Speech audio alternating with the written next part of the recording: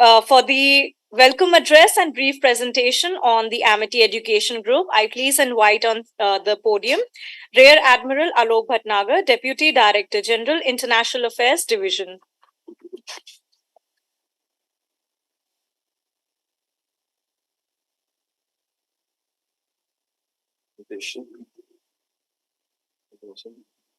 Okay.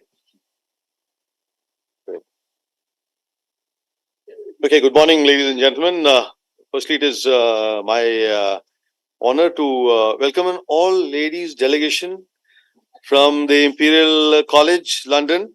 So, on behalf of our founder president, Dr. Ashok K. Chauhan, on behalf of our Chancellor, Dr. Atul Chauhan, and on behalf of our Group Vice Chancellor, Dr.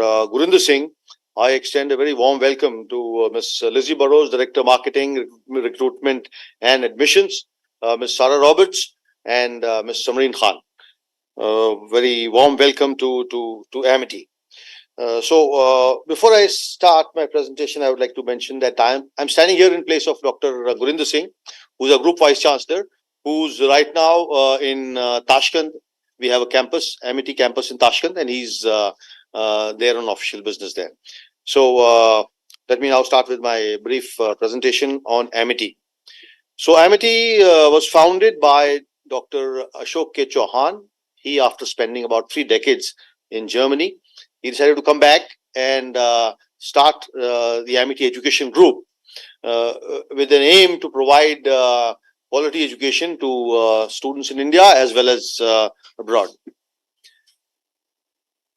This, ladies, is in a nutshell what Amity is all about. So we have got about 200,000 plus students. We have almost 6,000 active faculty and equal number which is adjunct or visiting. We have 11 universities in India, and a university in India is opened by an act of parliament. So it is not easy to open a university. We have 11 of them in Noida, Gurugram, Greater Noida, which is in the NCR. These 3 are in the NCR region. And then we have one in Lucknow, Jaipur, Mumbai, Gwalior, Kolkata, Ranchi, Raipur, Patna, Mohali, and in Bengaluru, which is our latest campus. We'll talk about these in a bit. We also have 150 institutions which provide education in almost all facets. All domains are covered by these institutions. We also have overseas campuses, which are in London, Singapore, New York, Dubai, Abu Dhabi, Sharjah, Mauritius, South Africa, Kenya, Amsterdam, San Francisco, and Tashkent, where our Group Vice Chancellor is presently. We also have 28 schools and preschools. So we have our own schools and preschools. We'll talk about it a little bit. We've got 2,000 acres of campuses, 20 million square feet of buildings, 400 programs under 60 disciplines. Any program or degree course that is available in India is available with Amity, except medicine. We have 2,015 plus patents that have been filed by the faculty, and about 250, and this figure changes every day, so about 250 have been granted. We have 4,000 case studies developed by the faculty in the last 1 year, 400 research projects funded by the government, and 700,000 alumni. So we have a footprint in India and abroad. We have a large number of students on campus as well as a large number which are our alumni. So this is the Amity philosophy, providing education with modernity blend with tradition. So as I mentioned, we have preschools and schools as well. So we provide education in the entire spectrum. That is from preschool, that is nursery, to K-12 schools. And our K-12 schools are very good schools. They're Amity International Schools, as they're called. And maybe, Ms. Marina may know, the largest education board in India is the Central Board of Secondary Education, where last year about 2,400,000 students appeared in the 10th grade and 1,600,000 students appeared in the 12th grade. And we are very proud to state that the first, second, and third positions of the 12th grade and the first, second, and third positions of the 10th grade. Both went to students from Amity. This is anybody who studied in India would realize this is no mean feat. It's very difficult to get there. So we have our schools, then we have undergrad programs, we have postgrad programs, PhDs, postdoctoral, and online distant learning. The full spectrum of education is provided by Amity in the entire length and breadth of the country as well as abroad. So this, I'm sorry for this small font and a very busy slide, but it gives you a glimpse of all recognitions and accreditations that Amity has. So every recognition and accreditation that is possible in India is available with Amity. But the ones that I would like to highlight are these two.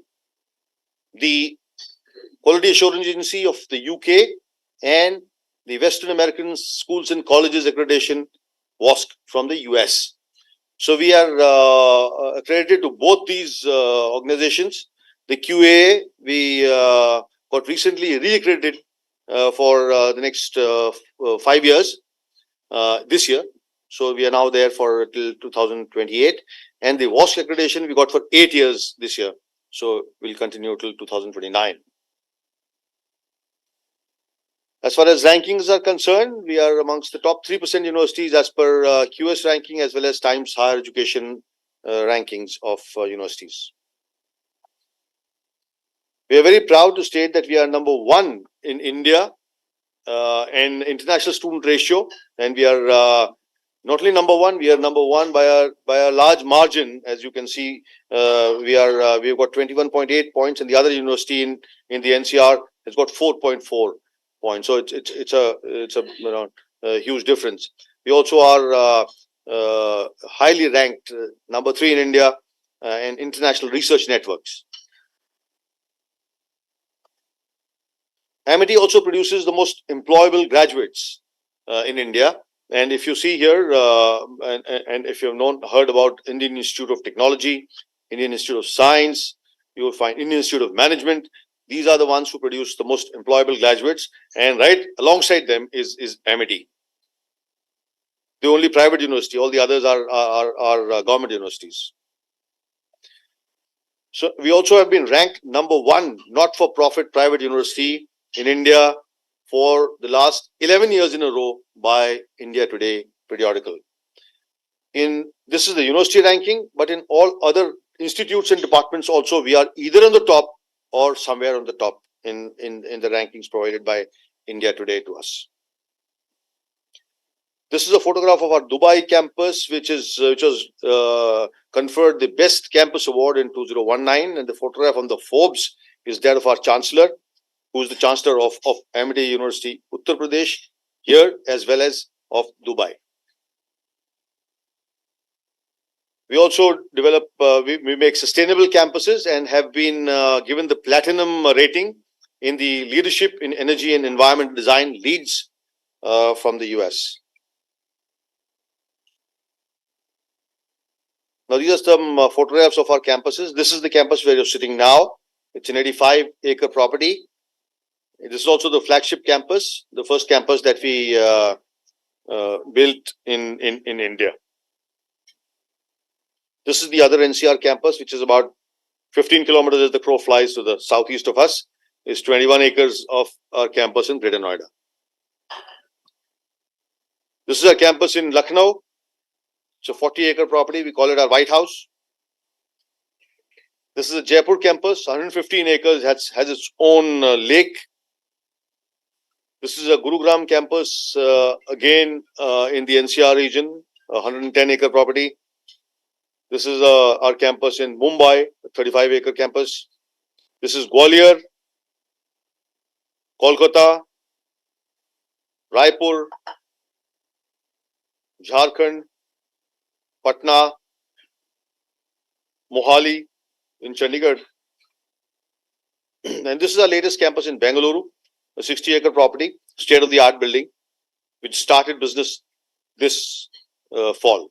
So this semester is the first admissions that took place there.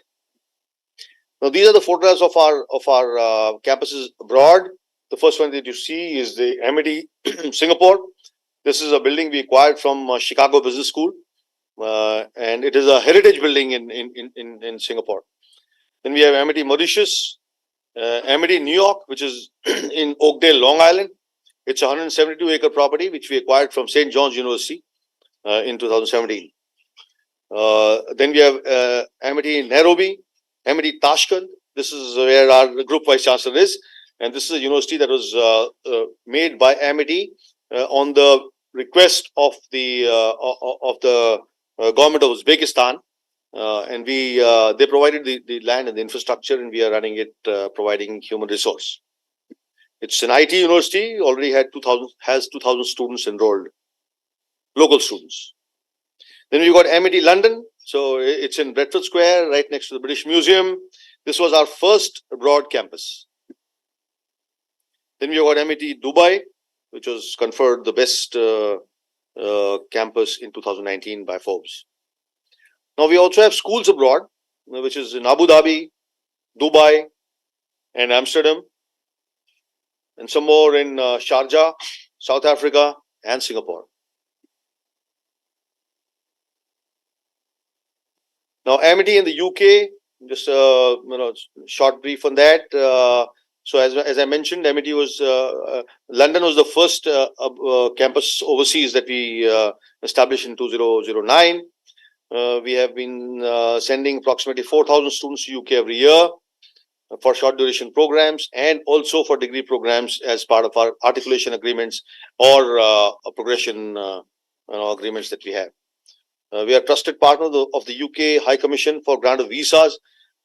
Normally, it's very difficult to get visas, but we are fortunate to ensure the High Commission here that our students, when they go to study there for short duration, they will come back. They will not stay back there. So that they have not broken any of those agreements. So we have got a good partnership with the High Commission. We are the largest partners for UKRI project with 7 UK universities as in 2020. Partnered with 3 UK universities in going global grant in 2021 and 22.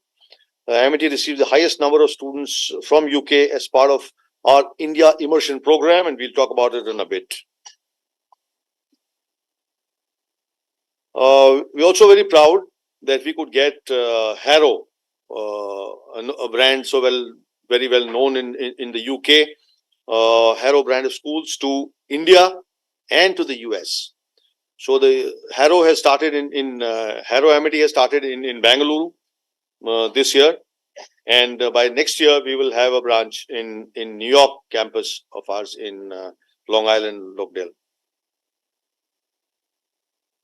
Now a word about the new or the national education policy opportunities for UK and India universities. So you may be aware that India published its national education policy in 2020, which has brought paradigm shift in the way of education that we will have in the future. We are more open to liberal education, more open to students choosing what they want to study, and we also have the possibility now to award dual degrees, joint degrees. You can have online degrees, you can have simultaneous degrees. So the whole gamut of education is now available to students. There is a strong footprint or a strong emphasis on internationalization in that education policy, which is being put in by our Honorable Prime Minister himself. And what he believes is in having internationalization at home, where the possibility of international universities or foreign universities to open campus in India is very much there. We are happy to announce that 2 of the universities from Australia have already decided to open campuses in India, in Gujarat. There is a place which is earmarked for that, and we are in consultation with other universities to open campus in India. So a large number of opportunities are open to us in whether it is as I mentioned about offering various kinds of joint, dual, and twinning programs. We can also work towards getting UK universities to India, as is being done by the Australian universities. We can do integrating technology in building long-term, profitable, and sustainable partnerships through e-learning and co-branding programs. So this is another opportunity that we have with universities in the UK, offering meaningful partnerships under the Turing and UKRI and going global programs that the UK runs.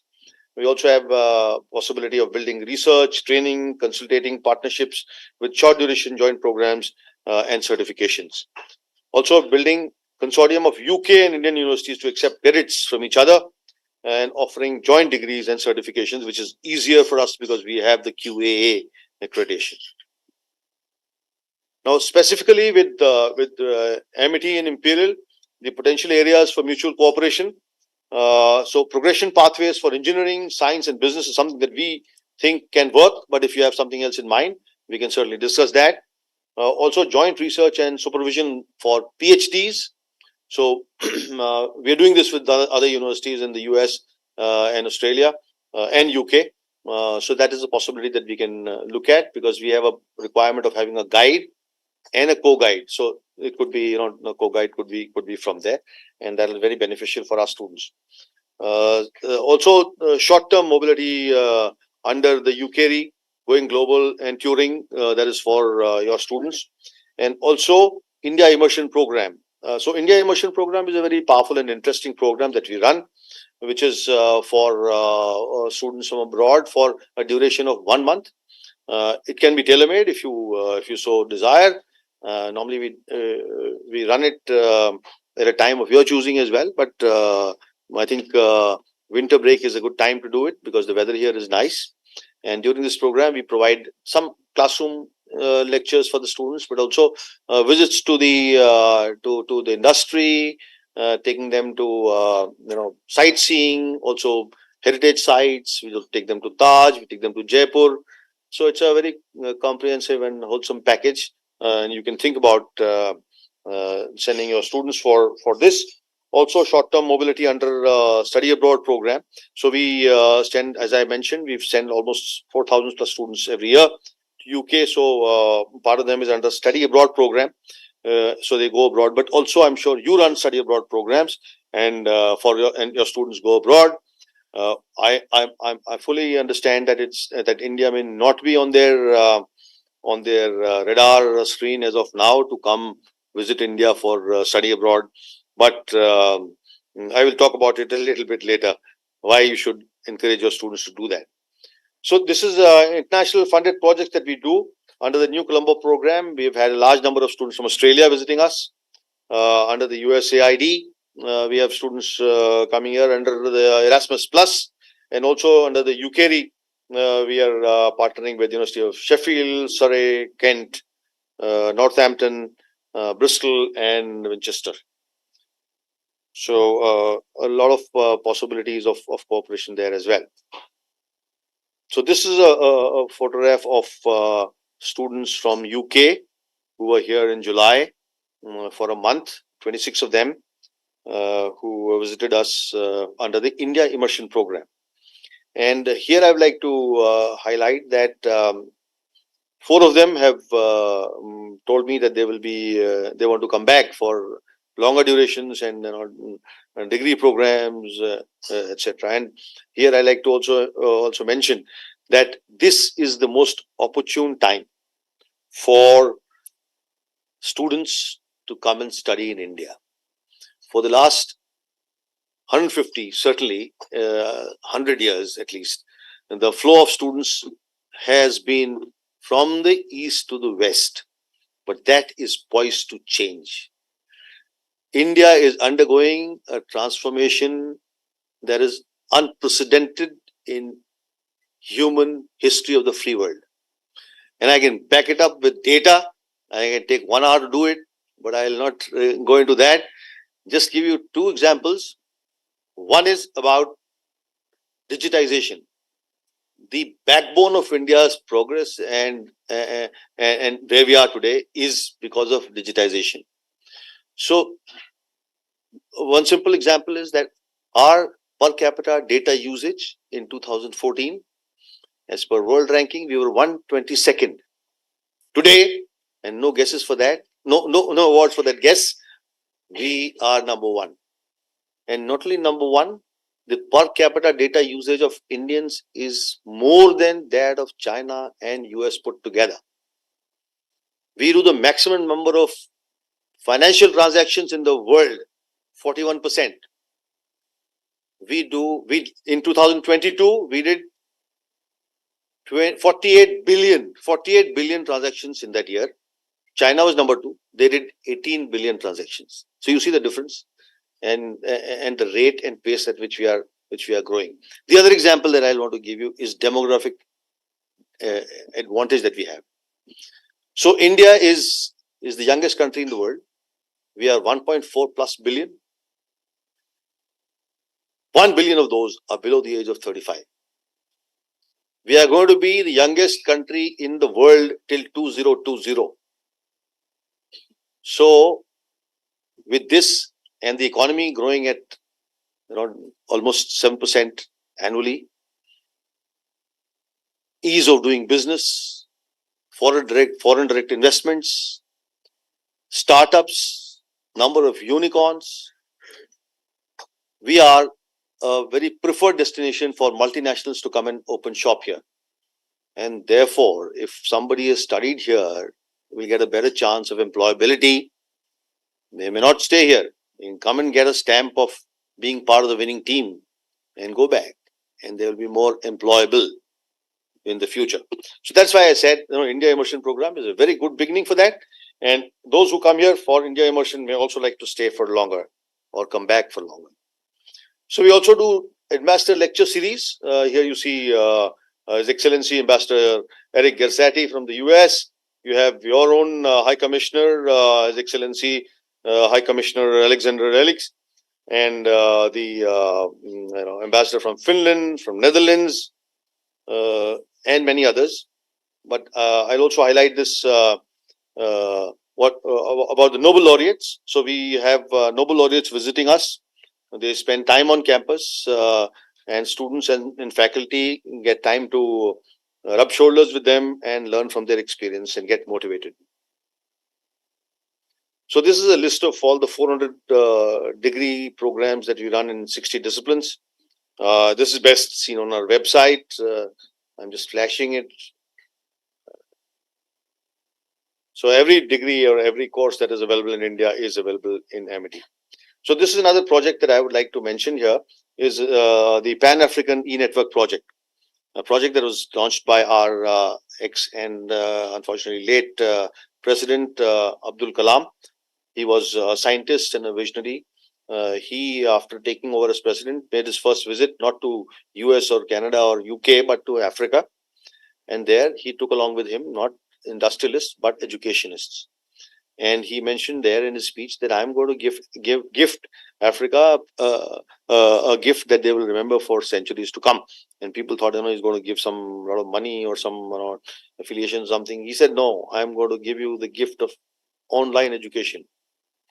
At that point in time, Africa was not ready in many ways. They didn't have internet. They didn't have laptops and computers. But he was determined to do it, and he asked universities in India to help. And one of the very few universities that came up and said, okay, we will partner with the government of India and do it was Amity.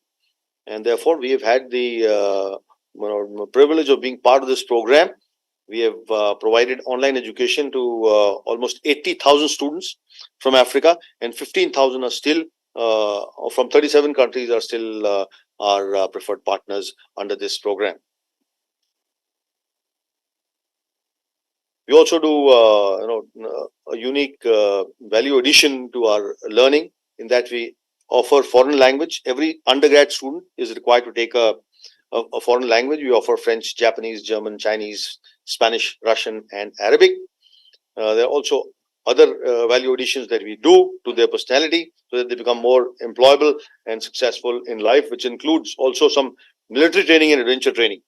So they go and stay in tents and then spend time in the wilderness for for a week or 10 days. So we also have MIT Skills and Vocational Training, which we provide training in electrical, electronics, hospitality, plumbing, construction, etc. In various fields. MIT is very proud to have an incubation innovation incubator, which is very active, and it helps and does hand holding for students who want to have their own startups. Provides also some amount of financial assistance if required. These are our research collaborations with almost all over the world, including UK.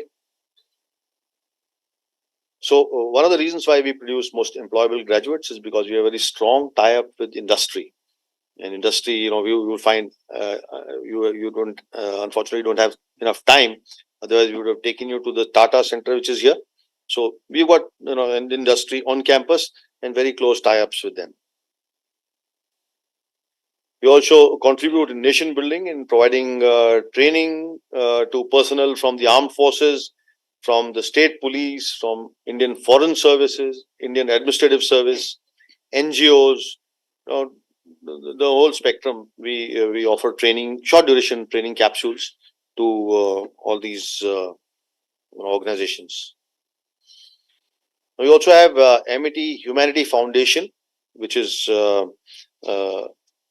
which aims at providing education to underprivileged children, and every year we adopt 2,000 underprivileged girls and 1,000 underprivileged boys who are provided free education, accommodation, clothing, medical, everything from kindergarten till postgrad. And it's very heartening to see when they graduate and they go out or they get employed and they come back. So it's a very good feeling for all of us, including them. So this is the future of MIT. We right now have 11 universities. We aim to have 35. That is one in every state or union territory of the country. Also 100 campuses across the country and overseas campuses. Let's see, as of now, we've got 17 and we can have more. So that's about MIT. And once again, a very warm welcome to all of you from the Imperial College London. We are privileged to have you here for the first time. I don't think Imperial College has come to MIT, and we must thank Miss Shamreen Khan for getting them here, and thanks so much for spending time with us. Thank you.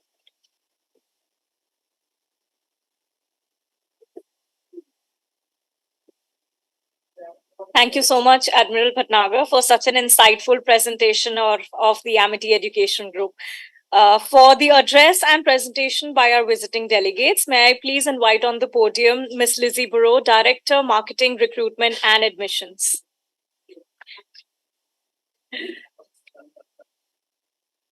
A few words, not as a formal presentation, just to kind of, I know we have a short time here, so we wanted to get to the discussions at the end here. Firstly, we'd like to say a massive thank you for hosting us at your lovely campus today. It's very beautiful. As you've recognised, this is our first time from Imperial to be visiting the campus, and it really is lovely to see such a brilliant campus with such a wide range of fantastic facilities for students from around the world that are invited to study here and get the opportunity to take advantage of that. It really was enlightening to see a lot of the similarities between our institutions. I think often universities talk about the differences and what makes, a university difference, but I think what is amazing is the similarities. And India is an incredibly exciting place to be. And part of the reason that we are here as a delegation is to think about how we share that information. And for us, we are constantly learning. And at Imperial, though we were founded a little bit earlier than Amity itself, we want to be constantly changing. We want to be proactive to that.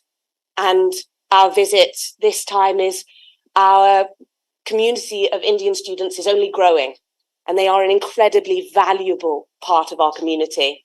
Currently at Imperial, we have over 800 students at undergraduate and postgraduate and researchers. And this number is only continuing to grow. And again, part of this visit is to think about how we encourage the best and the brightest to work together, to think about that. Very different to Amity, where you cover such broad range of sciences, humanities, law. For us, we are a very focused institution. So we are that STEM-B focus, the natural sciences, the engineering, medicine and business.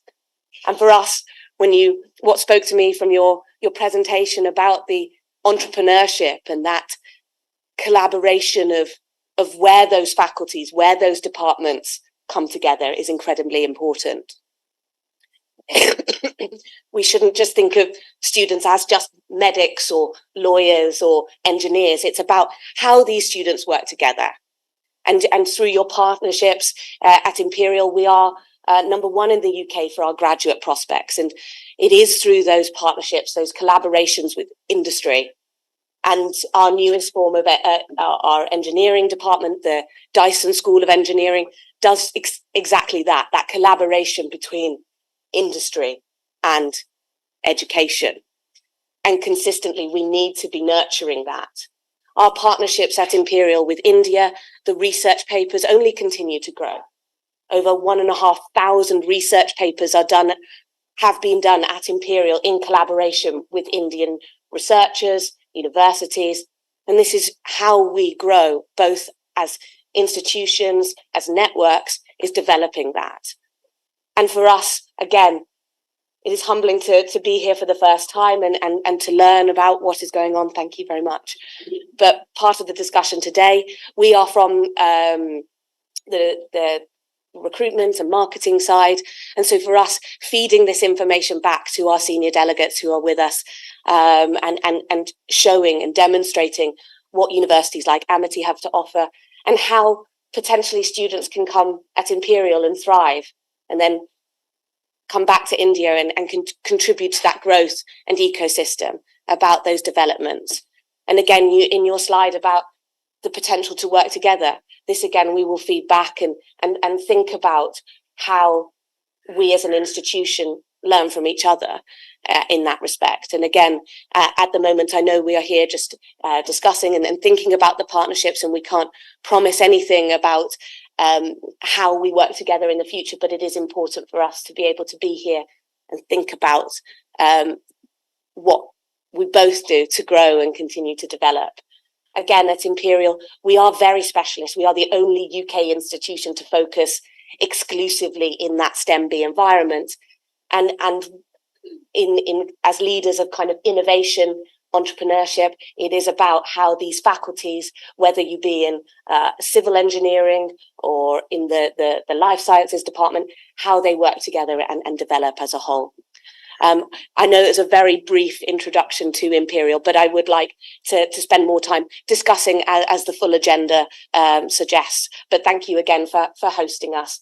And I know that we're kind of very excited to develop that further. Part of, again, just before we go into the scholarship, go into the discussions, something that is very important for us to mention, and one of the main reasons that we are here in India is we have a new scholarship, and it's the India Future Leaders Scholarship for students who are applying to Imperial, and we see that potential to, as you've talked about in terms of that, those change makers, the people who are looking at the world around them and are unsatisfied with things that within, whether that be healthcare, business, engineering. And so we are looking for the top students from India who do have that passion for change, who do have that desire to make the world a better place. And I think that is what, our universities are doing, is we are seeing the challenges around the world and the growth that is happening in various markets. And our students are our future leaders, and it's important to encourage that. So the India Future Leaders Scholarship, which will support 30 students over the next 3 years, with a partial scholarship of £10,000 a year to support the tuition fees in that area. And this, again, we recognise that funding, it can be a hindrance sometimes to studying internationally. This, we hope, is a signal to students that we take India and the students and the talent here very seriously. Another thing important to mention is that at least half of these scholarships will be awarded to female students. Again, it is no secret that the world of STEM is particularly male dominated, and we do want to ensure that we are empowering our young female students and they are encouraged to be the leaders of tomorrow. So by ensuring that at least half of those students will be women, this is something that we are particularly proud of. Again, other partnerships with Shevening and that scholarship as well that is available for the next 3 years is important for us to think about in terms of funding and supporting students from India to study at universities internationally, like Imperial College London. But we're very pleased to announce this scholarship, and I'm so incredibly proud, and I hope this is the first of many exciting developments in the region and here. But thank you again for having us and hosting us, and I look forward to the discussions. Thank you.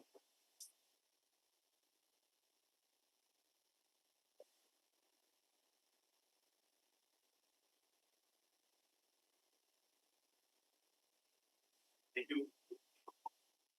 Yeah, thank you very much for this insightful brief on the Imperial College London. We are very excited to have you here, as I mentioned. So now we will, I'll request our very learned colleagues who are here to just introduce themselves, and then we will take on the next step of discussions.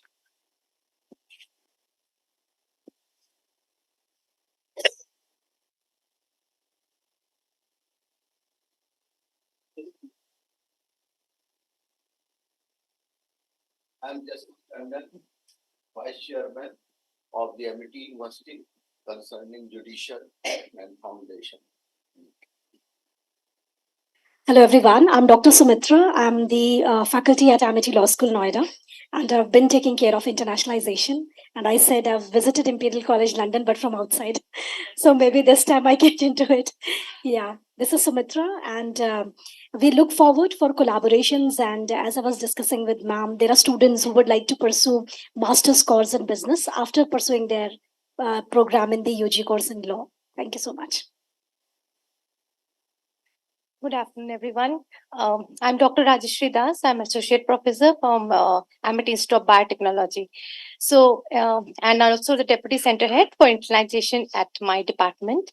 So, in our department, we have, in the Amity Institute of Biotechnology, we have master's course in biotechnology and the bachelor's course in biotechnology, then MTech, BTech, dual degree. Then we have BTech program in biotech, bioinformatics, and in the BSc program in biotechnology. So I was looking into the odd courses at Imperial College London, where I can see we can have a lot of collaborations with you because you also run the similar kind of courses like biotechnology with language for science. So as you sir was telling that we students also learn French and German, which you also have a course similar to it. And also the study option one courses I was saying that biotechnology with research abroad, we will be greatly in love to have that because our final year students have 6 months research, so we are more interested if the 6 months training if they can do at your institute, so that will be very great. We have PhD program in biotechnology where we can have the external co-guide from your college. So because in our department we have several research areas like microbiota, drug discovery, biosensors, structural biology, artificial intelligence, and so on. So we can have similar partnership with your college, and we can have co-guide or external guides for it. Here we also can have faculty mobility program, because our government supports lots of funding for the young faculties like DST SIRE program, Indian Council of Medical Research international program, where the faculty can go to your any country abroad from 2 months to 24 months, depending upon the type of program. So we would also like to have a collaboration in such areas where our faculty can apply for that. And of course, the projects are there where we can apply for the UKD program and etc. This is all about our department and where we are looking for the collaboration. Thank you so much.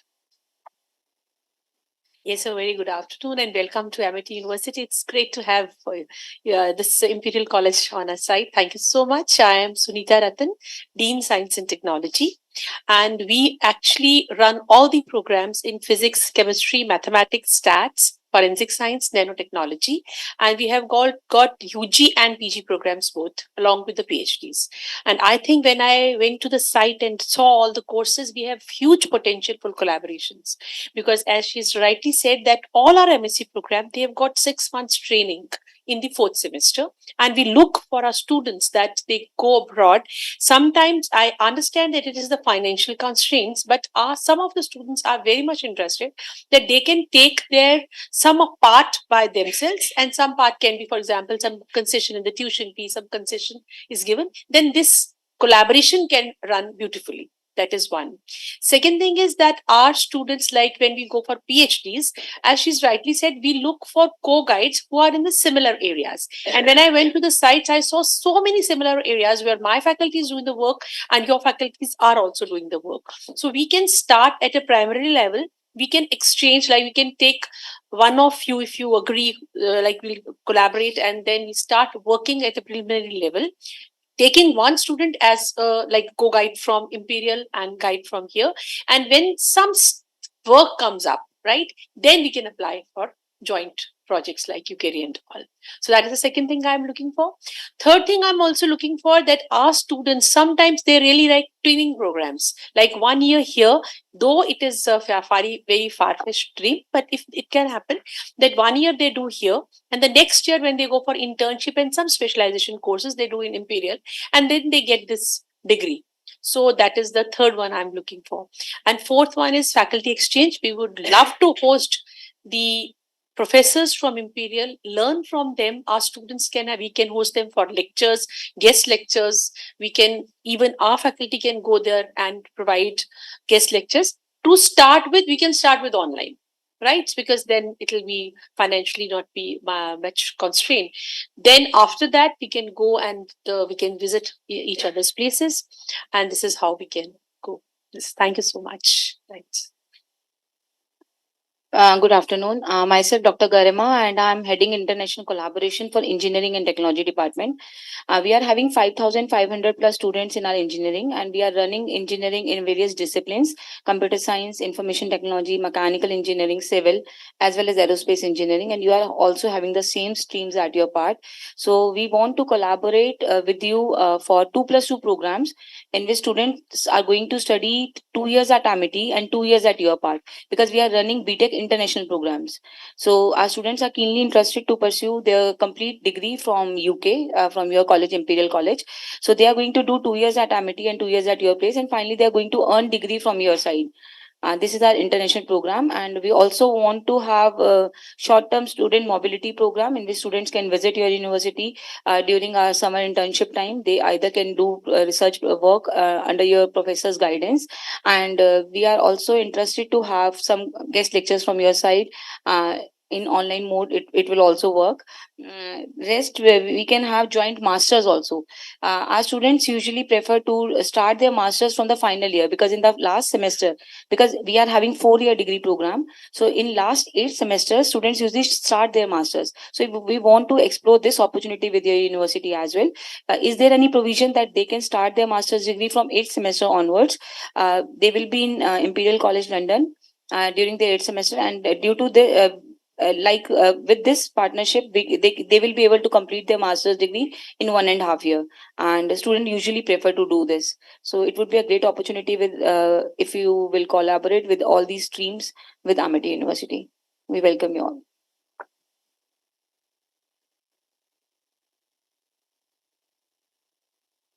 So good afternoon, everybody. I'm Meghna Sharma. I'm professor in the area of economics and strategy.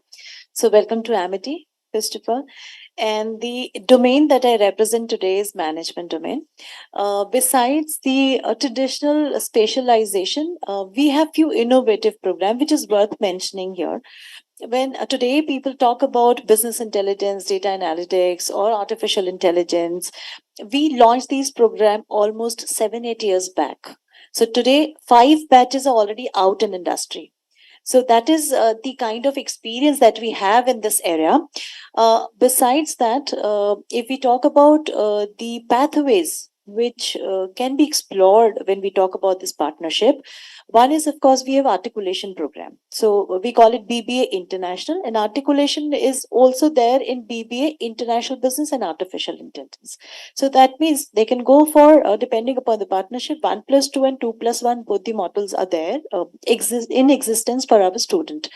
Another pathway can be, of course, a training program which is semester abroad. As part of new education policy, we have got lots of flexibility now to adjust in our curriculum.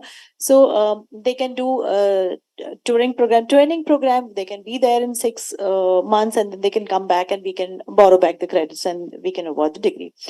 Another way, of course, the career progression from undergrad to masters. That is another availability. And as I said, new education policy, dual degree is also one of the options that we can explore depending upon our mapping with the academic team.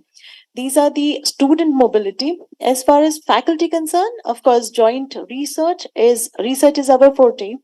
We are a research and innovation driven university, and every faculty, whosoever who are here in this meeting, they all have very good citation index as far as the indexing body is concerned. So research is our strength. We can have research collaboration, we can have joint funding, we have lots of funded projects, and faculty members are already doing it, government funded project. Apart from that, it is important to mention, we have our presence there in London, and our student, they travel to London as part of study abroad program. So we can even think of any collaboration that way. They can visit for a short term, because that is the low hanging fruit at the moment. They are traveling in the month of November. They will be there. A good core of students will be there for good 5 weeks in London. And these students, when they come back, they work as the ambassadors of the university where they visit. So they are the best ambassadors for that. Also, in the month of May, we are organizing a conference which is supported by IEEE and Springer. This is our 4th year in continuation, which we are doing. So dates are 9th and 10th. I think we can collaborate in that. We'll be very happy to have a research team visiting you. We can have a joint session there. That is in the month of 9th and 10th. And you understand, being a STEM, because you are currently focusing on STEM and B. So that is IEEE supported conference, and we look forward for any collaboration if we can do in that. We can have your team visiting there in a separate session in that. Also, I'm very happy to share with all of you that we are equally environment sensitive. So are our students. So very recently, we have launched undergrad and postgrad program in sustainability management. So it is climate change and green management. So we have good student interest, part of our industry academia partnership model. So this program is being supported by industry, and we are getting very good feedback, because everybody is working on carbon footprint. So are we, and we are sensitive towards that. PhD is another program for which we have in all these areas. We are very happy and looking forward to have very meaningful collaboration. Thank you so much. Okay, thank you everyone for your inputs.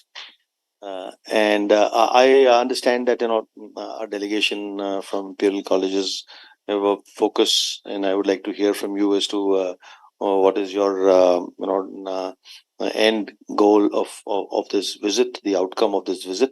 But all the faculty members who have suggested various things that we can do together. are something that we are doing with other universities as well. Whether it works in with Imperial as of now or not, we have to see that and take it forward. But progression pathways, we I think are quite doable, as you may agree. But otherwise, like Dr. Meghna said, visits to the college when our students are already in London, so that and participation in our conference that we are having in London itself. So those are some things that are quite doable.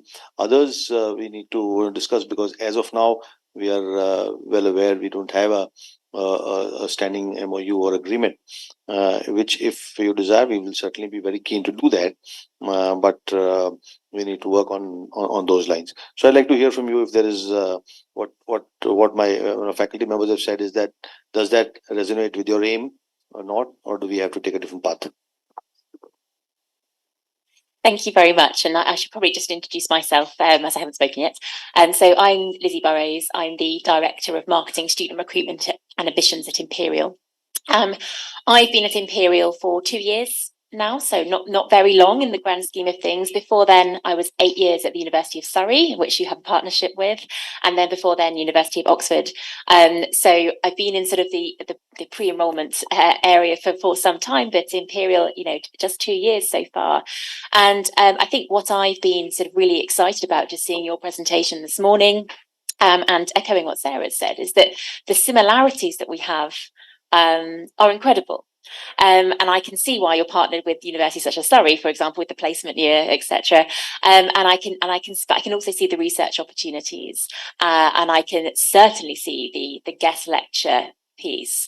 And I think actually, even if I know MOUs take some time to talk through and discuss at length, but something that I think we can take back and probably have some low-hanging fruit there is having each other's professors give guest lectures at other universities. Each other's universities is going to be incredibly valuable, even just for the movement of students each way, to just be inspired, just to hear some of the elements that you're working on in terms of research, and then how we can collaborate. I think that in itself will encourage future collaboration, because it's like any in-person visit, right? You can see an email, you can see a website promotion, but nothing beats actually being there in person and seeing it for yourself. And I think that's what we should encourage to start with. I think off the back of that, then we will have lots of opportunities to then discuss whether we have a future MOU, whether the 2+2 degrees, etc. There's lots of opportunity there.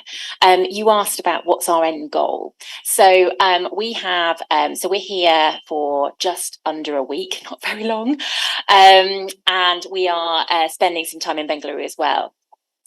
We have, there's the 3 of us here. We also have people from our alumni advancement department, the International Relations Office, and then we also have our provost, Professor Ian Walmsley, and we have our vice provost, education and student experience with us.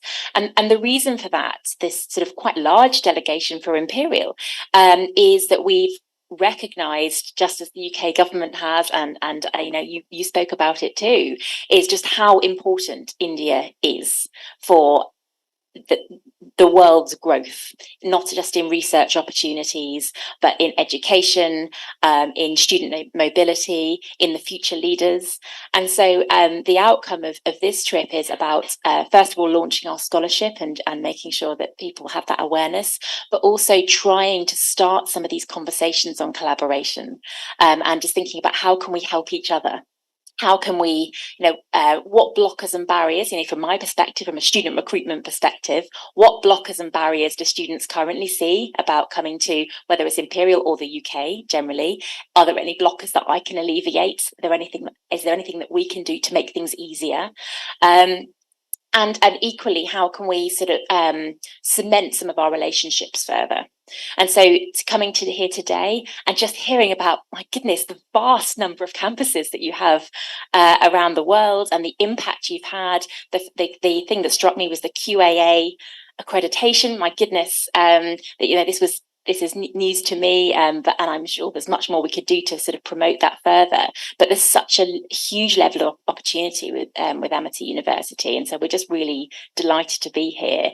And I know we haven't got a huge amount of time, but I would just love to understand, with the volume of campuses you have around the globe, how you maintain that sort of same experience no matter where you're studying, so that quality of education experience, the outcomes, the careers, because I can imagine that on a global scale that is really challenging, but you're achieving it. So I would love to hear more about that as well. Thank you. Thank you. Thank you for this insight into your name of the visit, and I'm very happy to note that your provost is here and a large delegation from Imperial to India. So that's a very encouraging sign. You asked about how we maintain the same student experience or same level of pedagogy, education systems, and everything. So here in India, our education is a dual subject. That means it is a state-owned subject as well as the center. So there are minor variations in the syllabus of each university in India, but the general experience is the same. And if we partner with any university, we do a course mapping with this university, which is the flagship university, almost the biggest university as well, which is 38,000 students on campus. So we do this mapping, and any changes that we have from with other universities, those are brought in as and when we go for further. Also, the foreign universities, some of them have got degree awarding powers, some don't. So that they are in a different league. For example, in Dubai, we have degree awarding powers. In Singapore, we have got degree awarding powers. In Mauritius, we've got degree awarding powers. In Tashkent, we have degree awarding powers. But those are specific to those countries as well, because local students are studying there. But the education philosophy, blending modernity with tradition, is what Amity is all about, and that is the lowest common denominator, LCM. Everywhere you will find this being given to the students. So, any other inputs that you would like? Did you want to? Yeah. No, oh no, I was just. Oh no. I didn't have. Yeah, please go. Yeah. I think he's. Though we cover all the points, another point that I wanted to mention, one program which is 3-continent program. So the 3-continent program is a beautiful, very innovative program where part of the program they are here in India, then they move to UK and then to US. So for good 3 months, a good cohort of students are there in UK, which start from January to March, which is part of the program. Then they move to US, then they move to Canada. Another program is 7-country program. So they are covering their entire program of undergrad as well as postgrad program while being there in 7 countries. This we have launched from this year, but 3-continent is our flagship program.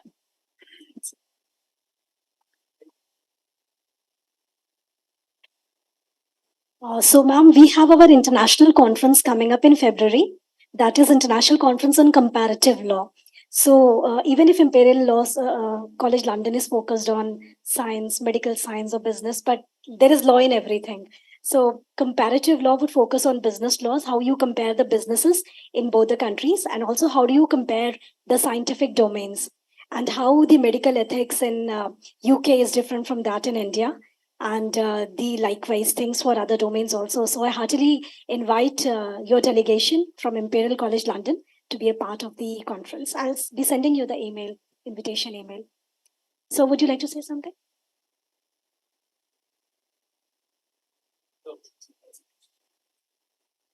Of course, to welcome that has been missed by Mr. Bhatnagar. What can I say now? That was in the. Yeah, thank you. Great, thank you. I just wanted to reflect on what you were saying about the continent, the 4 continents. That sounds amazing. Can I come? I think what struck me, and I'm thinking it from sort of a student recruitment background, but is that obviously many of your many students from India decide to go overseas for their undergraduate or their postgraduate, America, Canada, Australia, UK.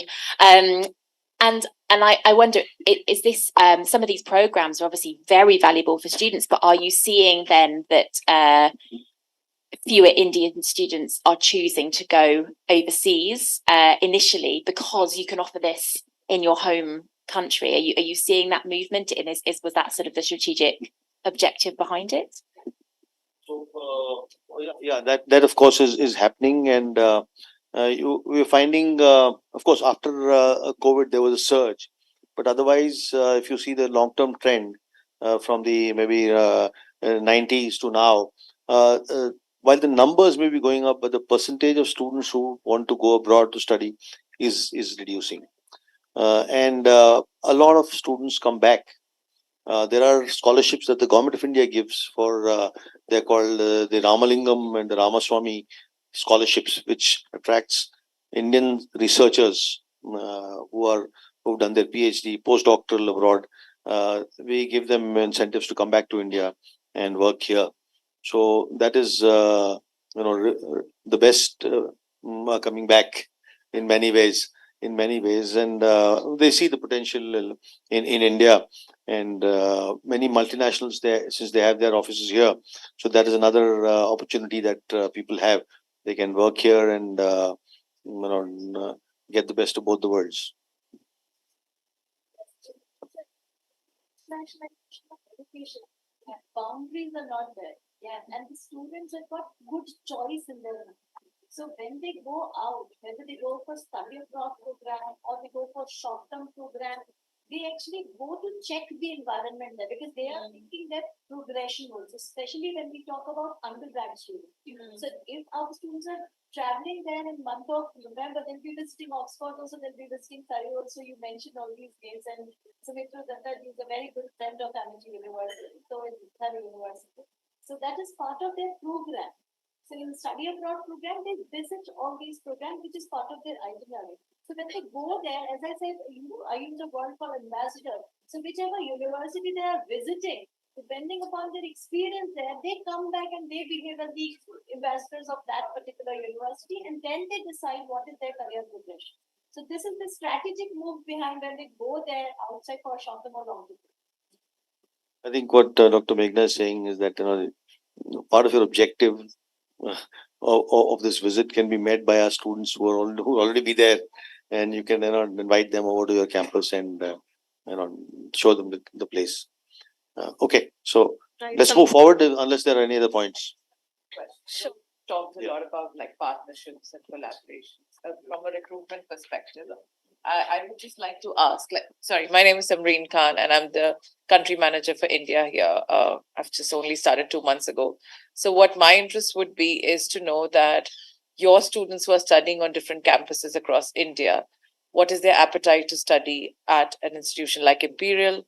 How much do they apply? Where do they end up going to? What institutions in the UK they go to, and what are the courses they're interested in? That's something I'd like to.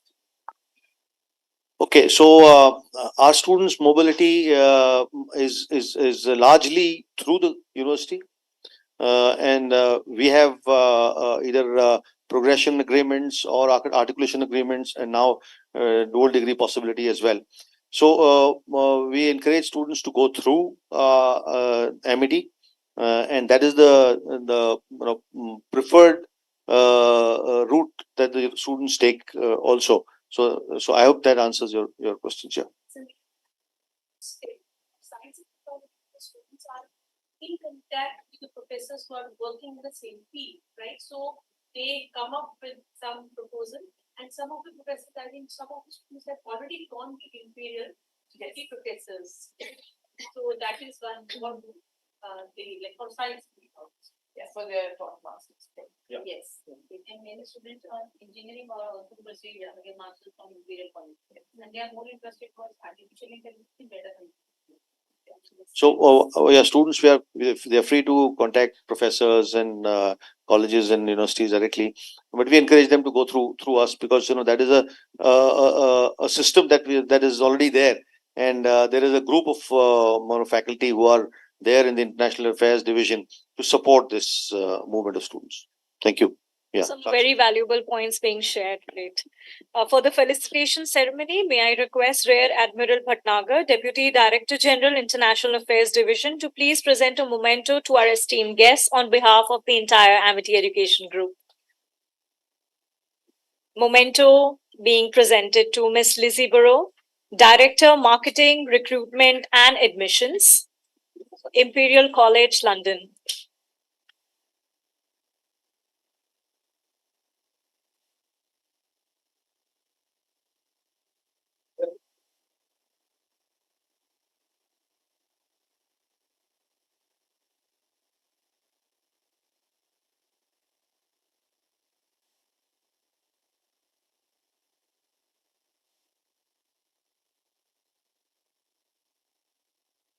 Memento being presented to Ms. Sarah Roberts, Senior International Recruitment Manager, Imperial College, London. May we request Justice Rajesh Tandon, Distinguished Professor, to kindly present a memento on behalf of Amity University.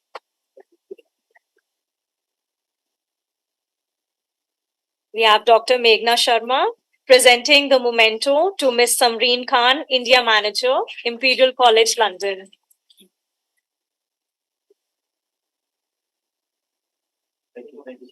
Thank you so much, everyone, for joining us Thank you today. so much for having us. Yeah, of course.